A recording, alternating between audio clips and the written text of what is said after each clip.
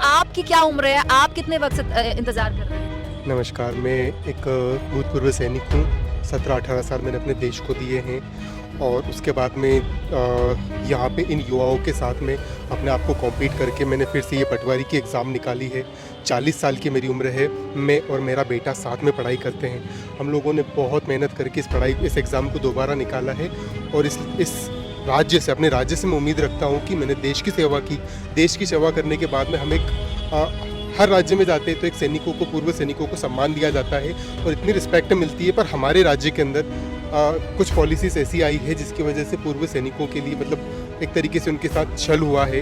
यही नहीं बल्कि इसके पहले की जो पुलिस की भर्ती थी उनके अंदर उनका जो कोटा था, कुछ इस तरह की पॉलिसीज़ बनाई कि उन्होंने उसका जो सीट उनको मिलनी चाहिए थी वो सैनिकों को पूर्व सीट भी नहीं मिलती है, ना के बराबर उनका सिलेक्शन रह गया है। काफ़ी पढ़ाई करने के बाद मेरे जैसे और भी सैनिक भाई है जिन्होंने की एग्ज़ाम्स निकाली और सिलेक्शंस मतलब 40 की उम्र में आने के बाद में आप समझ सकते हैं इस बात को कि किसी के लिए पढ़ाई करना झोंकना पड़ता है अपने को। इन यंगस्टर्स के साथ रात को 2:30-3 बजे तक पढ़ाई करके एग्ज़ाम निकालना कितना मुश्किल हो जाता है। उस चैलेंज को, क्योंकि एक सोल्जर होने के नाते हम लोग हर चैलेंज को एक्सेप्ट करते अपनी लाइफ में। बहुत सबकी सबसे हार्ड सर्विस मानी जाती है आर्मी, एयरफोर्स, नेवी में सर्व करना। वो करने के बाद में फिर से अपने आप को स्टूडेंट्स के साथ में लाके खड़ा करके पढ़ाई करके अगर जो सिलेक्शन लेते हैं और उसके बाद आपका स्टेट आपसे ये कहता है कि आपको भी रुकना पड़ेगा। क्यों? क्योंकि कुछ लोगों पर सिर्फ संदेह मात्र के कारण आपके राज्य का मुख्यमंत्री उस पर रोक लगा देता है। तो मेरे हिसाब से कहीं ना कहीं, जो ये मेरा व्यक्तिगत मानना है, कहीं ना कहीं युवाओं के साथ, सैनिकों के साथ, मैं सैनिक पक्ष की बात रखता हूँ, तो उनके साथ काफ़ी गलत हो रहा है। और बेरोजगारी एक इस तरीके का मुद्दा बन गया है इस राज्य के अंदर की मतलब कहाँ से करे तो क्या। मोदी जी तो कहते हैं कि पकौड़े क्यों नहीं बेचते आप लोग आत्मनिर्भर क्यों नहीं होते हैं, आप लोगों को सरकारी नौकरी क्यों चाहिए, आप लोगों को बैठकर क्यों खाना है। ये इस देश के स्टार चैनलों के स्टार एंकर बोलते हैं कि ये जो सरकारी नौकरी चाहते हैं ना, ये सब मुफ्त खो रहे हैं। मैडम, हर किसी के पास पैसा थोड़ी ना होता है बिजनेस चलाने के लिए। हर व्यक्ति इन सब चीजों के लिए अफोर्ड थोड़ी ना कर सकता है।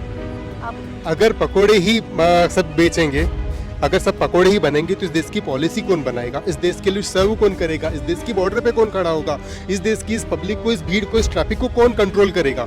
कोई तो चाहिए जो इस जिम्मेदारी को निभाए। और जिम्मेदारी निभाने के लिए आप एग्जाम लेते हो, उसके अंदर सिलेक्टेड, ये भीड़ नहीं है, ये इस राज्य की क्रीम है जिसने कॉम्पिटिटिव एग्जाम्स लाखों फॉर्म भरे गए थे, लाखों फॉर्म्स के अंदर से अपनी एग्जाम निकाली और क्रीम, ये इतने सारे पूरे राज्य की क्रीम स्टूडेंट्स है। अगर जो भीड़ होना होती तो यहाँ पे बहुत सारे बच्चे आ जाते, बट क्रीम अगर जो इतनी आई है राज्य की, यहाँ पे जो चुनिंदा बच्चे आए हैं, तो क्रीम आपसे बात करना चाहती है, अपनी बात आपके पास पहुँचाना चाहती है, न कि भीड़। और रोजगार इस तरीके का मुद्दा बन गया है देश के अंदर, मतलब राज्य की बात करूँगा मैं, अपने देश में काफ़ी हद तक ठीक है। राज्य की बात करें तो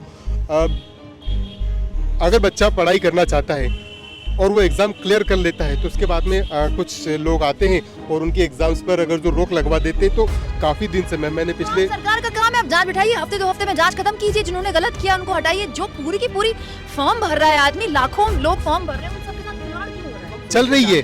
और हमारा पक्ष क्या है? हमारा पक्ष, हमने सरकार को कह दिया, अगर मैं या हम में से कोई भी पटवारी या जो भी सिलेक्टेड कैंडिडेट है ये किसी भी प्रकार पे, किसी भी स्टेज पे गलत पाया जाता है तो आप उसके साथ जो कार्रवाई करना है वो कीजिए। पर ये जेन्युइनली सिलेक्टेड किसी के घर के अगर जो आप कैसी कंडीशन से, हर एक तो आपको अपनी स्टोरी बता नहीं पाएगा, पर एक से एक चैलेंजिंग स्टोरी है।